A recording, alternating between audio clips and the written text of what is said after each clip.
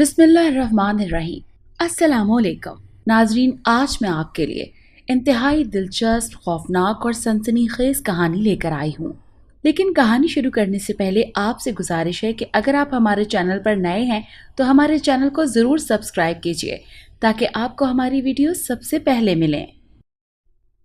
میں آج جو واقعہ سنانے جا رہا ہوں وہ ہمارے خاندان کے ایک نہایت معزز اور قابل احترام بزرگ کے ساتھ پیش آیا۔ بقول ان کے یہ واقعہ 100% حقیقت پر مبنی ہے۔ آئیں انہی کی زبانی سنیں۔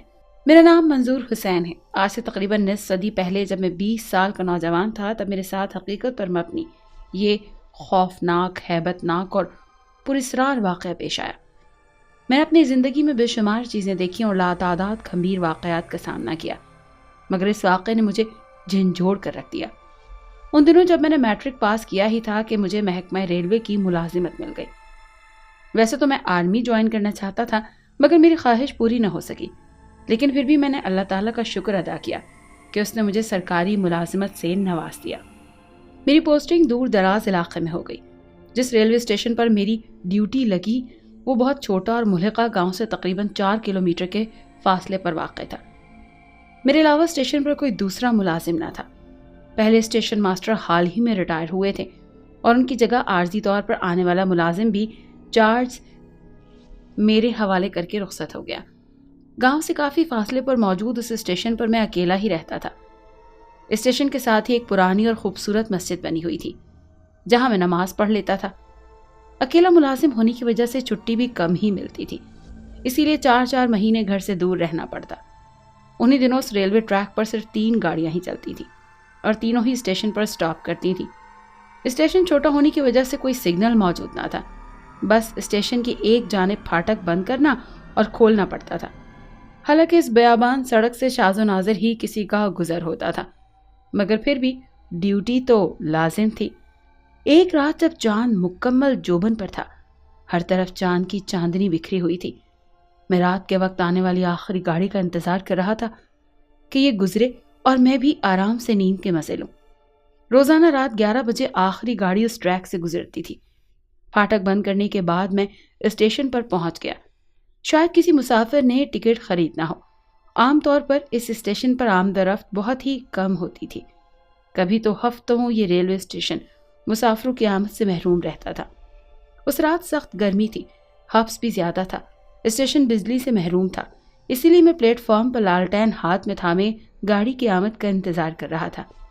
تھوڑی ہی دیر میں گاڑی سیٹی بجاتے ہوئے اسٹیشن کی جانب بڑھ رہی تھی، مگر پھاٹک سے کچھ پیچھے ہی گاڑی رک گئی۔ میں بہت پریشان ہوا کہ اللہ خیر کرے، اب گاڑی وہاں کیوں رک گئی؟ حالانکہ ہر چیز کلیئر تھی اور میں یہ سوچتے ہوئے فوراً گاڑی کی طرف دوڑ پڑا۔ وہاں پہنچتے ہی ایک وحشتناک اور دلخراش منظر میری آنکھوں کے سامنے تھا۔ کوئی بدقسمت شخص گاڑی کے نیچے آ کر مر چکا تھا، جس کی دونوں ٹانگیں اس کے دھڑ سے الگ ہو چکی تھی، بازو اور سر بھی بری طرح چھلی ہو چکے تھے۔ وہ موقع پر ہی دم توڑ گیا۔ تمام مسافر گاڑی سے باہر نکل چکے تھے۔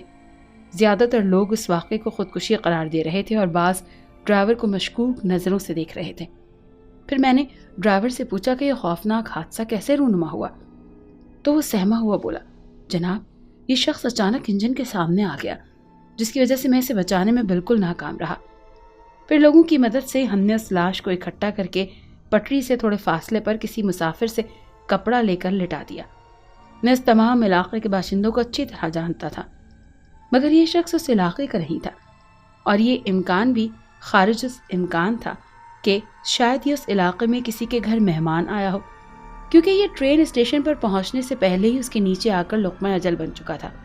مسافروں میں مرد بالعموم اور عورتیں بالخصوص بری طرح خوفزدہ ہو چکی تھیں، اسی لیے وہ جلد از جلد یہاں سے نکل کر جانا چاہتے تھے اور ڈرائیور سے نکلنے کے لیے مسلسل اصرار کر رہے تھے۔ اس وقت ٹرین میں پولیس کے 2 اہلکار موجود تھے۔ میں نے ڈرائیور سے کہا کہ برائے مہربانی ایک پولیس والا مجھے دے دیں تاکہ ہم دونوں رات اس لاش کے پاس گزاریں، پھر صبح یہ کسی نہ کسی طرح اس کے ورثہ تک خبر پہنچانے کی کوشش کریں گے۔ اور گارڈ نے بھی یہ کہہ کر صاف انکار کر دیا کہ یہ ٹریک بہت لمبا ہے، اسی لیے خدا نخواستہ کہیں کوئی اور واقعہ نہ پیش آ جائے، میرا گاڑی میں بیٹھنا ضروری ہے، لہٰذا دونوں پولیس اہلکاروں کا ہمارے ساتھ چلنا ضروری ہے۔ میں نے بہت اصرار کیا کہ ریلوے اسٹیشن سے گاؤں بہت دور ہے اور میں رات کے اس پہر इस लाश को अकेला छोड़कर गांव से किसी साथी को भी नहीं ला सकता। कम से कम मुझे इतना मौका तो दें कि मैं गांव से किसी को बुला लाऊं। मेरी हालत देखकर वो जान चुके थे कि मैं अंदर से बुरी तरह खौफजदा हो चुका हूं, मगर वो भी मजबूर थे। उन्होंने मुझसे फैसला कुन मगर नरम लहजे में कहा, मोहतरम, ये रेलवे स्टेशन आपके ज़ेरे साया है, इसलिए इस वाक़े के बाद लाश का ख्याल रखने की जिम्मेदारी भी आप पर आयद होती है। लिहाजा जब तक इसके वारिस यहाँ पहुँच न जाएं, इसका क्या करना है ये अब आपका मामला है। और फिर चंद लम्हों में ट्रेन फर्राटे भरती हुई रवाना हो गई और अब मैं तनहा हाथ में लालटेन पकड़े उस लाश के करीब खड़ा था। मेरे कांधे पर एक सफ़ेद कपड़ा मौजूद था। मैं लालटेन एक तरफ रख कर और ऊपर कपड़ा ज़मीन पर बिछा कर बैठ गया। ठंडी हवा चलने लगी। चांद की चांदनी में हर चीज़ वाज़ेह नजर आ रही थी। लाश की मौजूदगी की वजह से मैं बहुत खौफजदा था। गर्मी वैसे भी बहुत थी, कुर्ब जवार में कोई आबादी भी ना थी और इस वीराने में हम दोनों के अलावा और कोई न था। मैं डरा सहमा हुआ लाश के बिल्कुल सामने बैठा हुआ था। आखिर बैठ बैठ कर मैं थक गया। फिर धीरे धीरे मैं लेट गया, मगर मैं हर हाल में जागना चाहता था, क्योंकि मैंने बुजुर्गों से सुन रखा था कि अगर मैयत के पास बैठे सब लोग सो जाएं तो मैयत के मुर्दा जिस्म में जिन्नात वगैरह दाखिल हो जाते हैं। उफ, ये बातें सोच सोच कर मैं बहुत ज़्यादा डर चुका था। मेरे दिल की धड़कनें बहुत तेज़ हो रही थी। किसी ने सच ही कहा था कि नींद तो सोली पर भी आ जाती है। जागने की भरपूर कोशिश करने के बावजूद भी मैं ना जाने कब नींद की आगोश में चला गया। थोड़ी देर बाद मुझे ऐसा महसूस हुआ जैसे कोई जानवर किसी चीज़ को खा रहा है। मैंने फौरन उठकर लाश की तरफ देखा तो वो बिल्कुल सही सलामत हालत में वैसी की वैसी पड़ी थी जैसी रखी थी। मैंने उसको ख्वाब या वहम समझकर जहन से झुठला दिया, मगर अंदर से मैं बहुत ज़्यादा खौफजदा हो चुका था। लिहाजा इस बार मैं सख्ती से जागने की कोशिश करने लगा। इस वक्त हवा भी बंद हो चुकी थी और हब्स भी बढ़ने लगा। चांद की रोशनी में लाश का एक एक अंग वाज़ेह नजर आ रहा था, जिसे देखकर खौफ की एक खतरनाक लहर मेरे पूरे जिस्म से गुजर जाती। मगर मरता क्या ना करता के मुताबिक रात गुजारने की कोशिश करता रहा और अपने आप को कोसने लगा कि क्यों मैंने इस स्टेशन पर नौकरी की हामी भरी, जहां मेरे सिवा और कोई मुलाजिम भी नहीं। शायद आधी रात गुजर चुकी थी और बदकिस्मती से मुझे नींद ने फिर अपनी आगोश में ले लिया। कुछ ही देर बाद मुझे वाज़ेह महसूस हुआ कि जैसे लाश को कोई छेड़ रहा हो। मैंने लेटे लेटे ही सोचा कि शायद कोई जानवर लाश को खाने के गर्ज से छेड़ रहा है। मैं फौरन उठ बैठा। खिलाफ तवक्को वहाँ कोई जानवर दूर दूर तक मौजूद ना था, अलबत्ता लाश अपनी जगह से काफ़ी सरक चुकी थी, जिसे देखकर मैं तकरीबन उछल पड़ा। खौफ से मेरा पूरा जिस्म थर थर कांपने लगा, क्योंकि लाश के टुकड़े को हमने इकट्ठा करके रखा था, मगर अब उसका धड़ टांगों से काफ़ी फासले पर पड़ा हुआ था। ये देखकर मेरा दिल डूबने लगा और खौफ से मेरा बुरा हाल होने लगा। लाश के इर्द गिर्द किसी जानवर के पाँव के निशानात भी मौजूद ना थे, जिनसे साबित होता था कि किसी जानवर वगैरह ने लाश को अपनी जगह से हटाया है। मैं अभी ये सोच ही रहा था कि अचानक लाश में हल्की सी जुम्बिश हुई। मैं हैरान और परेशान ये नज़ारा देख रहा था। उसका ऊपर का धड़ हिलने लगा, जिसे देखते ही मेरी जान जैसे लबों तक आ गई। मेरा दिल तेजी से धड़कने लगा। मेरे सोचने समझने की सलाहियतें मुंजमद होने लगी। अचानक लाश का ऊपर वाला धड़ उठकर बैठ गया। उफ़ अल्लाह, मेरा उस वक्त क्या हाल हुआ होगा यकीनन आप लोग समझ सकते हैं। होंठ खुश्क, दिमाग माफ, जैसे पूरा जिस्म बेजान हो गया हो। इससे पहले कि कोई और नागवार सूरत हाल से मेरा सामना होता, मैंने उठकर फौरन स्टेशन के साथ मौजूद मस्जिद की तरफ भागना शुरू कर दिया। मैं बार बार मुड़कर लाश की जानिब देख रहा था। मस्जिद काफ़ी दूर थी, मगर मैं फौरन जल्द अज जल्द वहाँ पहुँचना चाहता था, इसीलिए पूरी क़ुव्वत से दौड़ रहा था। एक बार जब मैंने मुड़कर लाश की जानिब देखा तो मेरे रोंगटे खड़े हो गए, क्योंकि लाश बगैर टांगों के मेरे पीछे हवा में भाग रही थी। उस वक्त मेरी हालत कैसी थी ये बताने के लिए मेरे पास अल्फाज नहीं है। मस्जिद दूर थी और अब मैं दौड़कर किसी सूरत भी मस्जिद तक नहीं पहुंच सकता था, क्योंकि लाश मुझे वहां तक कभी न पहुंचने देती। इसलिए मैं रास्ते में मौजूद एक छोटे से कमरे में घुस गया, जो कि गांव वालों ने अपनी ज़मीन पर बनाया हुआ था, जहां पर वो सिर्फ पानी वगैरह और फसलों को लगाते वक्त ही ठहरते थे। मैंने अंदर से दरवाज़ा बंद कर दिया। अभी मैंने दरवाज़ा बंद ही किया था कि वो आधे जिस्म पर मुश्तमिल लाश दरवाजे पर पहुंच गई और दरवाजे पर हाथ मारने लगी। میں پوری قوت سے دروازہ بند کیے کھڑا تھا، مگر حیرت انگیز طور پر وہ دروازے پر دستک دے رہا تھا اور زور وغیرہ نہیں لگا رہا تھا، بس مسلسل ہاتھ سے دستک دے رہا تھا۔ شاید وہ اس شعور سے محروم تھا کہ دروازے کو قوت سے توڑ کر بھی وہ اندر داخل ہو سکتا ہے۔ اس کی دونوں آنکھیں انتہائی سرخ تھیں، جن کی وجہ سے اس کے کرکرے میں روشنی آ رہی تھی، یعنی اس کی سرخ آنکھوں سے سرخی مائل روشنی خارج ہو رہی تھی۔ دروازے میں موجود چھوٹے سوراخوں سے اس کی آنکھوں سے نکلنے والی روشنی میرے جسم سے ٹکرا رہی تھی۔ مجھے ایسا محسوس ہو رہا تھا جیسے لوہے کی گرم سلاخیں میرے جسم سے ٹکرا رہی ہوں، اور سوراخوں سے اس کے ہاتھوں کی انگلیاں بھی مجھے اندر سے نظر آ رہی تھیں۔ وہ منہ سے کچھ واضح الفاظ کی مدد بول رہا تھا،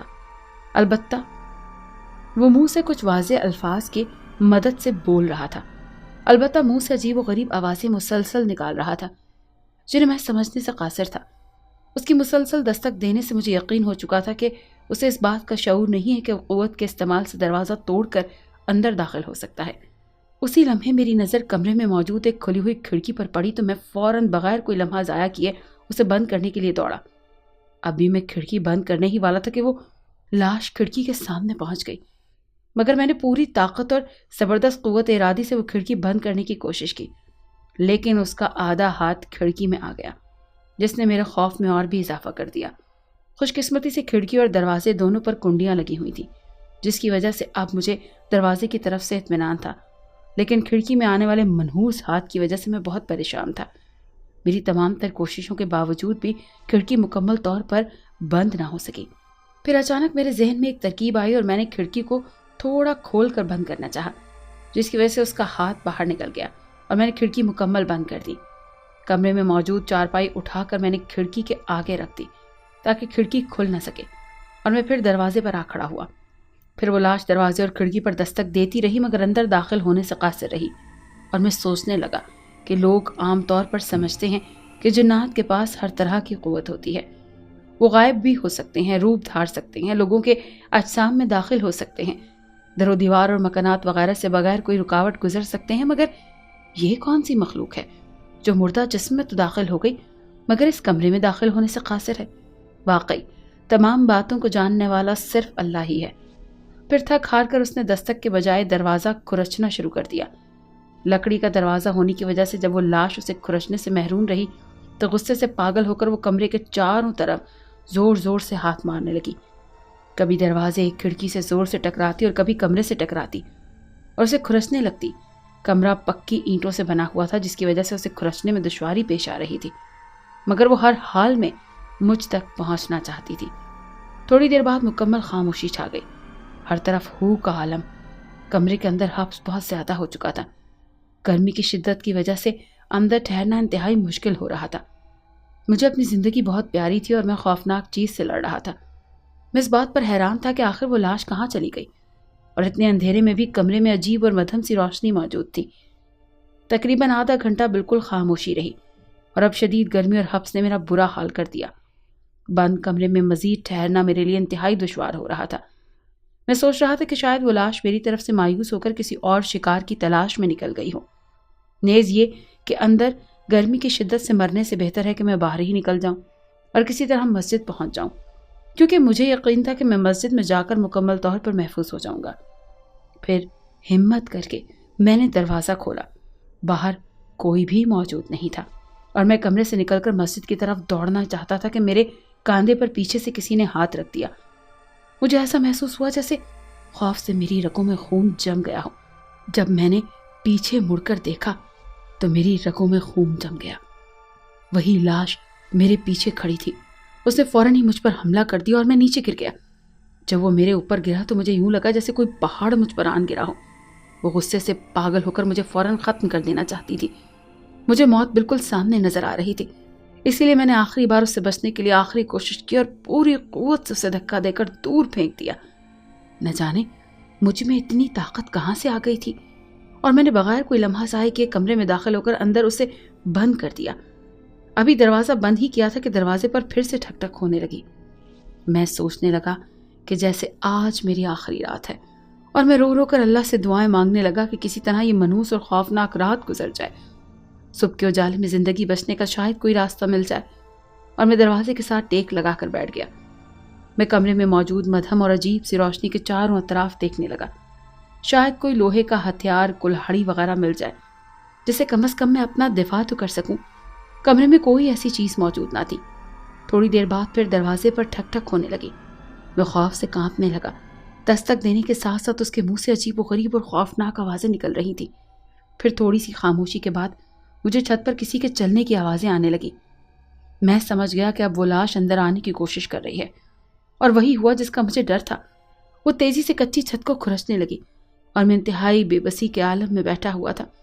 مجھے یقین تھا کہ وہ جلد ہی چھت سے اندر داخل ہو جائے گی، کیونکہ چھت دروازے اور اینٹوں کی طرح مضبوط نہ تھی۔ رات کے اندھیرے میں اس کی چھت کھرچنے کی آوازیں واضح محسوس ہو رہی تھیں۔ خوف سے میرا حلق خشک ہو رہا تھا، دل تیزی سے دھڑک رہا تھا۔ مجھے اپنی موت اب یقینی نظر آ رہی تھی۔ کسی سیانے نے ٹھیک ہی کہا تھا کہ جس پر گزرتی ہے وہی جانتا ہے۔ میرا پورا جسم موت کے خوف سے تھر تھر کانپ رہا تھا، اور لاش تیزی سے چھت کھرچنے میں لگی ہوئی تھی۔ اب تو باقاعدہ اندر مٹی گرنا شروع ہو گئی تھی۔ ایک بار پھر میرے دل میں خیال آیا کہ اب اس کمرے کی میری موت یقینی ہے، کیوں نہ یہاں سے نکل کر مسجد جانے کی ایک آخری کوشش کروں۔ یہ سوچتے ہوئے بھی میں دروازے کے قریب پہنچا ہی تھا کہ فوراً لاش دروازے کے سامنے آ گئی اور اپنی حرکات سے مجھے دروازے پر اپنی موجودگی کا احساس دلانے لگی۔ اب کسی صورت وہ مجھ سے غافل نہ تھی، وہ ہر حال میں مجھے ختم کرنا چاہتی تھی۔ اس صورتحال کو مد نظر رکھتے ہوئے اور موت کو انتہائی قریب دیکھ کر میں سجدے میں گر پڑا، اپنے رب سے توبہ کرنے لگا، اور پھر تھوڑی دیر بعد وہ چھت کی مٹی نکال کر آسانی سے کمرے میں داخل ہو گئی۔ فوراً مجھ پر حملہ کر دیا۔ اس کے کمرے میں داخل ہوتے ہی میں ایک عجیب سی روشنی پیدا ہو گئی، اور اس کی آنکھوں کی روشنی نے کمرے میں انتہائی گرمی پیدا کر دی۔ اس کے حملے نے مجھے کافی حد تک زخمی کر دیا۔ جب تک انسان کی سانسیں مکمل طور پر بند نہ ہو جائیں تب تک وہ بچنے کی آخری حد تک کوششیں جاری رکھتا ہے، چاہے موت بالکل سامنے ہی کیوں نہ کھڑی ہو۔ آخری بار میں نے اس سے بچنے کی خاطر اپنی پوری قوت سے اسے دھکا دے کر دور پھینکنے کی کامیاب کوشش کی، اور وہ دیوار سے ٹکرا کر دروازے کے سامنے بیٹھ گیا۔ وہ میری پریشانی اور بے بسی شیطانی انداز میں قہقہے لگانے لگا، جیسے مجھے کہہ رہا ہو کہ اب تم مجھ سے بچ نہیں سکتے، اب تمہارا بھیانک انجام یقینی ہے۔ وہ بلند اور خوفناک آواز میں قہقہے لگانے میں مصروف تھا۔ اسی لمحے میری نظر دیوار پر لگی خانہ کعبہ اور مسجد نبوی کی تصویر پر پڑی۔ میں نے فوراً چھلانگ لگا کر وہ مبارک تصویر دیوار سے اتار کر اپنے ہاتھوں میں پکڑ کر اس کی جانب کر دی تو وہ نہایت غصے سے میری طرف لپکا، لیکن میرے انتہائی قریب آ کر وہ رک گیا، جیسے کسی روحانی طاقت نے اسے زبردست قوت سے روک دیا ہو۔ اس کے چہرے سے واضح محسوس ہو رہا تھا کہ انتہائی کوشش اور طاقت کے باوجود بھی وہ مجھ تک پہنچنے سے قاصر تھا۔ پھر اچانک اس کے مختلف اعضاء اس کے دھڑ سے الگ ہونے لگے۔ سر، دونوں بازو، کمر، گردن، ہونٹ، ناک، بال، انگلیاں وغیرہ بالکل الگ الگ ہو کر کمرے میں گھومنے لگے۔ اس عجیب اور خوفناک سی ترکیب سے مجھے ڈرا کر پھنسانا چاہتا تھا۔ کس طرح تصویر میرے ہاتھوں سے نکلے اور میں اس کا کام تمام کروں، مگر میں نے اپنے اعصاب پر مکمل قابو پایا اور آنکھیں بند کر کے تصویر اس کی جانب کر کے بیٹھ گیا۔ کافی دیر وہ مختلف عجیب و غریب حرکات کرتا رہا کہ میں ڈر جاؤں، مگر میں ہر صورت تصویر کی جانب اس کا رخ کر کے بیٹھا رہا۔ پھر اس کے اعضاء اکٹھے ہونے لگے، آہستہ آہستہ اس کا دھڑ مکمل ہو گیا۔ وہ لاش تک ہار کر دروازے کے قریب لیٹ گئی۔ اس کے چہرے سے شکست واضح محسوس ہو رہی تھی۔ تقریباً 1 گھنٹے بعد اذان فجر کی آواز شروع ہو گئی، اور میں سخت حیران ہوا کہ آج تک گاؤں سے اتنی دور اذان کی آواز نہیں آئی، تو آج کیسے اور کہاں سے آ رہی ہے؟ پھر یکدم اس لاش میں ہوا بھرنے لگی، وہ پھولنے لگی، پھر اس میں سے سرخ رنگ کا ایک ہیولا نمودار ہوا، دروازے کے سوراخ سے باہر نکل گیا۔ چند منٹوں بعد خود ہی دروازے کی کنڈی کھل گئی، وہ لاش بھی دھواں بن کر کھلے دروازے سے باہر نکل گئی، اور میں سجدہ ریز ہو کر اللہ تعالیٰ کا شکر ادا کرنے لگا جس نے آج مجھے یقینی موت سے بچا لیا۔ بے شک اللہ ہر چیز اور ہر کام پر مکمل قدرت رکھتا ہے۔ کافی دیر ذکر الہی کے بعد میں دیوار سے ٹیک لگا کر بیٹھ گیا اور نیند کی آغوش میں چلا گیا۔ باہر دروازے پر دستک نے میری آنکھ کھول دی۔ دروازے پر چچا سراج الدین موجود تھے جو اس کمرے کے مالک تھے، اور اونچی آواز میں کہہ رہے تھے، کون ہے اندر؟ خدا کے بندے دروازہ تو کھولو۔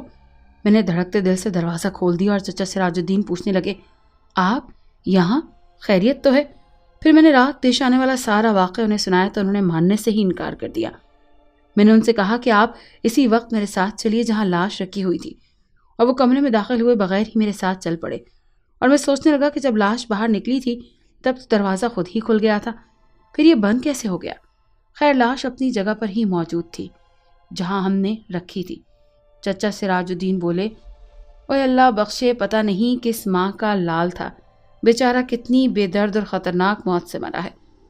پھر چچا سراج الدین بولے، بیٹا یہ بات تو درست ہے کہ رات یہاں حادثے میں کسی کی موت ہوئی ہے، مگر آپ کے ساتھ رات کوئی ناگوار واقعہ پیش نہیں آیا، بلکہ خوف کی وجہ سے اور نفسیاتی الجھن کی وجہ سے آپ ڈر اور اس کمرے میں جا گھسے ہو۔ بھلا مردہ کیسے زندہ ہو سکتا ہے؟ ابھی صبح کی پہلی ٹرین آنے میں 2 گھنٹے باقی تھے۔ تھوڑی ہی دیر میں پورا گاؤں وہاں پہنچ چکا تھا۔ سب اس کی شناخت کرنے میں ناکام رہے۔ پھر دوپہر تک اس کے وارث بھی پہنچ گئے۔ اصل میں رات والی ٹرین کا ڈرائیور اسٹیشن پر اطلاع کر دیتا تھا، ہر اسٹیشن پر اطلاع، تاکہ سب کو پتہ چل جائے کہ فلاں اسٹیشن پر ایک شخص ٹرین کے نیچے آ کر ہلاک ہو گیا جو اس گاؤں کا نہیں ہے۔ اس طرح مرنے والے کی نشانیاں اور حلیاں بھی بتا دیتا تھا، جس کی وجہ سے ورثہ تک اطلاع پہنچ گئی اور دوپہر 2:30 بجے والی ٹرین کے ذریعے وہ لاش لے کر وہاں روانہ ہو گئے۔ مگر گاؤں والے رات میرے ساتھ پیش آنے والے واقعے سے انکار کر رہے تھے۔ پھر جب واپسی پر وہ میرے اصرار پر کمرے میں داخل ہوئے تو چھت اور دیوار سے لگے خون کو دیکھ کر سب نے میری بات کی تصدیق کر دی۔ تب میں نے سب سے کہا، غور کیجئے کہ صرف خانہ کعبہ اور روضہ رسول کی تصویر نے مجھے انتہائی خطرناک اور یقینی موت سے بچا لیا، لہٰذا ہمیں ہر حال میں نبی کریم صلی اللہ علیہ وآلہ وسلم کے نقش قدم پر چلنا چاہیے۔ اس دن سے میں نماز پنجگانہ ادا کرتا ہوں۔ جب بھی مجھے وہ خوفناک رات یاد آتی ہے تو میرے رونگٹے کھڑے ہو جاتے ہیں۔ اگر آپ کو یہ کہانی اچھی لگی ہے تو اس ویڈیو کو لائک کیجیے اور اس طرح کی مزید ویڈیوز دیکھنے کے لیے ہمارے چینل کو سبسکرائب کیجیے۔ اور ہاں، اگر آپ کے کسی دوست، رشتہ دار یا بہن کے ساتھ خدا نہ کرے ایسا کوئی واقعہ پیش آیا ہے تو ہمیں کامنٹ سیکشن میں اس کے بارے میں ضرور بتائیے۔